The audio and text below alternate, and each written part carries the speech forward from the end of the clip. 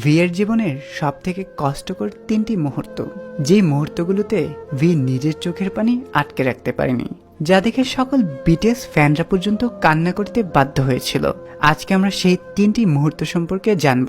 ভিয়ের জীবনের সবথেকে কষ্টকর মুহূর্তটি হলো যেদিন তার দাদি মারা যায়।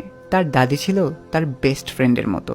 তিনি ভিকে টিভিতে দেখতে চাইতেন, কিন্তু ভি সফল হওয়ার আগেই তিনি পৃথিবী ছেড়ে চলে যান। যেই কথাগুলো বলতে গিয়ে বিয়ের বুকটা ফেটে যাচ্ছিল, সেদিন সকল আর্মিরা পর্যন্ত কান্না করেছিল। ভিয়ের জীবনের আরেকটি কষ্টদায়ক মুহূর্ত ছিল যেদিন তার বেস্ট ফ্রেন্ড তাকে ছেড়ে চলে যায়। সে এটি কোনোভাবেই মানতে পারছিল না। আসলে বেস্ট ফ্রেন্ডকে যে হারিয়েছে সেই এই কষ্টটা অনুভব করতে পারবে।